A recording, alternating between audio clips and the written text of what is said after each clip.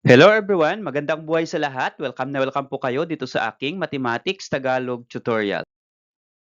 Sa video na ito ay papaliwanag ko po sa inyo about plotting of points on the Cartesian coordinate plane. So pag sinabi po nating plotting of points, we are going to locate points on the Cartesian coordinate plane. Given the different points, for example, here are the different points, we are going to locate it or plot it on the Cartesian plane. So ano nga po ba yung steps? Paano nga po ba ipaplot yung points sa Cartesian coordinate plane? So ipapaliwanag ko po yan sa inyo in step-by-step discussion. To start the lesson, here are the objectives. Letter A, determine the coordinates of a point. Letter B, plot points on the Cartesian coordinate plane. And letter C, plot points, connect, and determine the figure form. So ito po yung nilalaman ng ating discussion sa video na ito. So una, ituturo ko po sa inyo ano nga po ba yung coordinates ng point? Kasi yun yung first step na gagawin natin bago po tayo mag-plot ng points ay to determine the coordinates of a point. Second, we are going to locate or plot points on the Cartesian plane.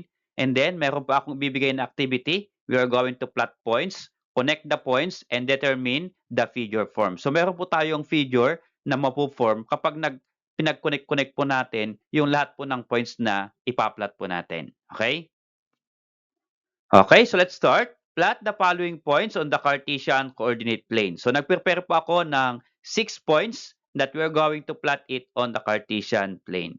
So yung letters po ng ginamit ko sa bawat point ay yun po yung word na point. Okay, P-O-I-N-T-S. Okay, points. So paano nga po ba yan ipa-plot sa Cartesian coordinate plane? So dapat kilala po ninyo yung Cartesian plane bago po kayo mag-plot ng points. Okay, so to recall Cartesian plane, yung horizontal number line, ito po yung tinatawag na x-axis.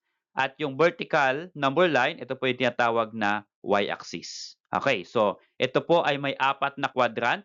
Quadrant 1, quadrant 2, quadrant 3, at quadrant 4. So yung intersection ng y-axis at x-axis, ang tawag po dito ay origin or pwede pong tawagin na point of origin. Okay, so from point of origin, sa value ng x going to the right at going to the left. Okay, yung origin sa value ng x to the right are positive and from origin to the left are negative.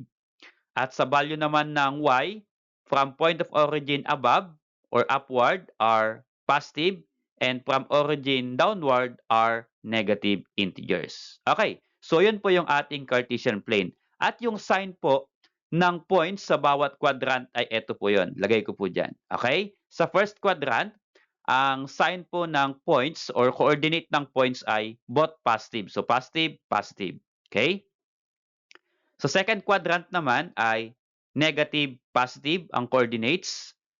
At sa third quadrant, pareho pong negative ang coordinates. At sa fourth quadrant, positive, negative po ang coordinates. Okay, kaya po, kapag magpa-plot po tayo or maglo-locate po tayo ng numbers, alam na po natin kaagad kung saang quadrant po dapat natin yan ilalagay. Okay, for example po itong number 1, point P. Ang kanyang coordinates ay 6, 1. So again, so alin po dito ang x, alin po dito ang y, dito po sa ating ordered pair or coordinates. Always yung first number po ay x, lagay ko po sa taas. At yung second number ay y. So yan po yung pagkasunod. So always po ang first ay x at yung second ay y. Kaya nga po tinawag na ordered pair. Naka-order po yan. Okay. So paano nga po ba natin ito i-plot dito po sa ating Cartesian plane? So yung point P, ang sign po niya ay positive at positive din yung y. So positive, positive. Saan po natin yan matatagpuan dito sa ating Cartesian plane kapag pareho pong positive ang coordinates? So pag pareho pong positive, ito po, dito natin matatagpuan yung point na yan sa first quadrant. Okay, paano po yan i-plot? Ganito lang po yan. Unahin po natin yung x. Ang x po ay 6, ang y po ay 1. Okay, ito pong x na 6, start po tayo dito sa point of origin. Okay, ito po yung point of origin. Since ito po ay positive 6, we are going to count going to the right 6 units. Okay? From point of origin, count natin 6 units to the right. 1, 2, 3, 4, 5, 6. Okay. Andito po yung positive 6 sa x-axis. Okay? Sa x-coordinate. And then, yung y po natin ay 1. So, positive 1. 'Di ba yung positive ay pwede po, ang positive po ay upward kapag sa y-axis, 'di ba po? Ang negative ay downward. So, mula po 6 sa x, ito po yung sa x na 6, mula po dito, since positive 1, i-move po natin ng 1 unit upward kasi positive po siya. Okay, dito po yan. So, lagyan ko po ng point. Yan po yung 6, 1. So, ulitin ko po. 6, 1. Mula po sa point of origin, count going to the right kasi positive 6. 1, 2, 3, 4, 5, 6. At positive 1 po ang y. Then, count 1 unit upward kasi positive 1. Okay, ito na po yung point P. Lagyan po natin ng pangalan yung point para mamaya ay ma-determine po natin alin po dito o nasaan po dito yung mga different points na ito. Okay. So ito po yung ating number 1, point P. How about number 2 point? Point O. Ang kanyang coordinates ay negative 4, positive 2. Okay. So ang sign po ay negative, positive. Saan po natin yan matatagpuan dito sa ating Cartesian plane? So ang negative, positive po ay ito pong second quadrant, negative, positive. So dito po natin yan dapat matatagpuan yung point O. Okay, so to start, again, yung first number ay x, negative 4. Okay, mula po dito sa ating sa ating Cartesian plane origin, negative 4 po yung x, so count going to the left kasi negative count. 1, 2, 3, 4. Ito na po yung 4 sa point O, yung kanyang x coordinates. Next po ay positive 2 ang kanyang y. So mula po negative 4, we are going to move upward kasi positive 2 po siya. Okay, so move upward, 1, 2. So andito po yung point O. Lagyan ko po ng point at yung kanyang pangalan na point ay point O. Okay, so negative 4, 2 again. Negative 4, ang x from point of origin count until negative 4. Ang y ay positive 2, kaya move upward. So 1, 2. So ito na, yan na po yung point O. Okay? Next po, number 3 ay point I. Negative 3, negative 2. So both negative po yung coordinates ng point I. Saan po natin matatagpuan sa ordered pair? Dito po sa third quadrant. Saan po natin matatagpuan rather? Dito sa ating Cartesian plane, dito po sa third quadrant. Okay, kasi both negative. Again, ang first number ay negative 3. So ito po yung origin. Negative 3 po yung x. Origin going to the right. 1, 2, 3. Andito na po yung negative 3 sa x. Ang kanyang y po ay negative 2. So negative 3 and negative 2 po ang y. Kapag ang y po ay negative 2, move downward. So 1, 2. Okay. Dito na po yung point. So lagay ko po yung point. Ayan po ay point I. Ulitin ko po. Negative 3, negative 2. So negative 3 po yung x going to the left. Negative 3. And then negative 2 po yung y going down kasi negative 2. Okay? So ito na po yung point I. How about point 4? Point N. Number 4, point N. The coordinates are 4, negative 4. Okay, so mula po origin, ang x po ay positive 4. Count natin, going to the right kasi positive 4. 1, 2, 3, 4. Okay, andito po sa x. And then yung y po ay negative 4. Okay, so 4, yung x, positive 4, at yung y ay negative 4. Upward po ba o downward ang movement natin? Okay. Since negative po siya, then we are going to move it downward. So, 1, 2, 3, 4. Okay, ito na po yun. Ilagay ko po yung point at yung kanyang pangalan, point N. Ulitin ko po yung point N, 4, negative 4. So, going to the right, 4, and bring down negative 4 for y. Okay? Kaya ito po yung point N. How about number 5, point T, negative 5, 0. So this time, meron po tayong partner na 0 yung coordinates. Okay. First, ito po yung x natin, negative 5. Okay? Going to the right po ba or going to the left? Yung negative 5 from origin. Since negative 5 going to the left, 1, 2, 3, 4, 5. Okay, ito na po yung negative 5. Ngayon, ang y daw po ay 0. Okay, so yung 0 yung y. Do we move upward or do we move downward o stationary na po dito? Since 0 po siya, hindi po natin pwedeng i-move upward, hindi rin po natin pwedeng i-move downward. Ano po? kasi 0 po yan. Ibig sabihin, wala na pong movement yung y. So hanggang dito na lang po yung ating point t, -5. Yun lang po yan. Okay? So lagay po natin yung point and then that is point t. Okay. Last one. Number 6. S or point S, the coordinates are 0, -3. Okay, so yung x ay 0, yung y ay -3. So paano po? Ito po yung ating x going to the right and going to the left. Okay, yung x po ay 0. Do we move to the right or do we move to the left? Okay, so hindi po pwedeng i-move sa right at hindi rin po pwedeng i-move sa left. Ano po? Kasi 0 nga po. So wala pong movement yan. How about -3? Ang -3 po ba upward or downward? Ang -3 po ay downward. So count natin 1, 2, 3. Andito po yung point S. Okay, lagay po natin yung point and that is point S. Okay, so here, kapag nakita po natin na may 0, yung isa sa coordinates, ibig sabihin ay nasa it's either y-axis or x-axis. Ano po? How about this number 7?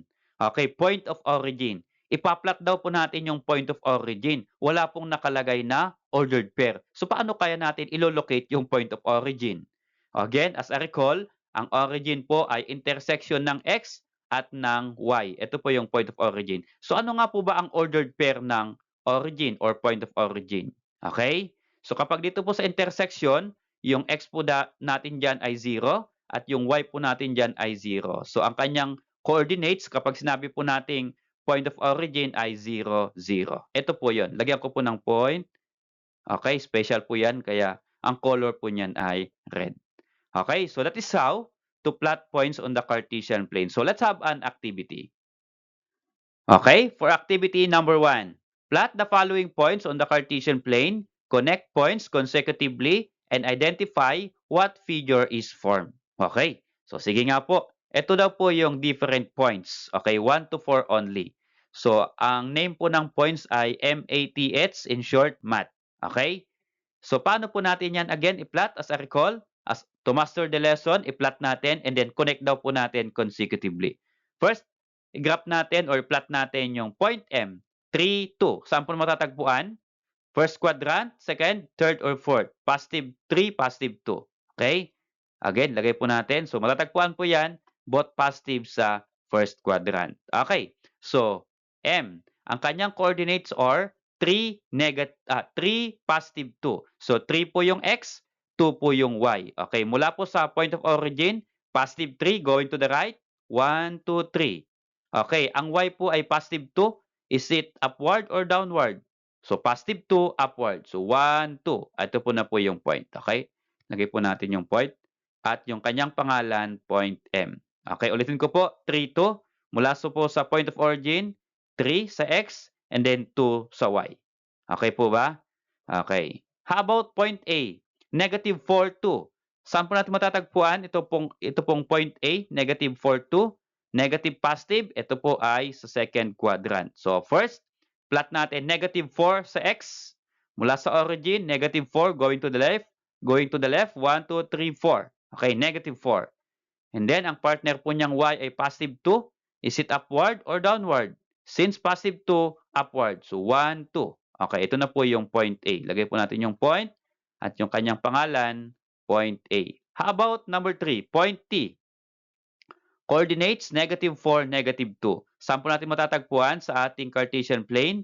Both negative, big sabihin, matatagpuan po yan sa third quadrant. Okay, plot po natin point T. -4, -2. -4 po yung x. Mula po sa origin, -4 going to the left.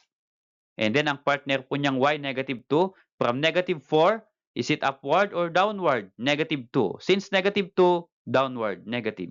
1, 2. Ito na po yung point. Okay? Lagay po natin. And then, yung kanyang pangalan, point T. Last point, point H. 3, -2.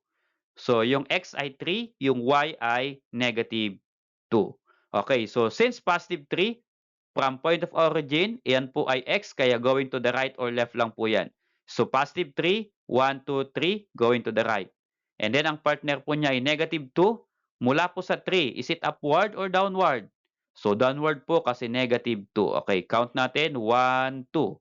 Okay, ito na po yung point h. So, lagay po yung point and then yung kanyang pangalan. Now, we are going to connect the points consecutively. Okay, pag ganyan po yan. So, lagyan ko po ng color. Okay, that's color red.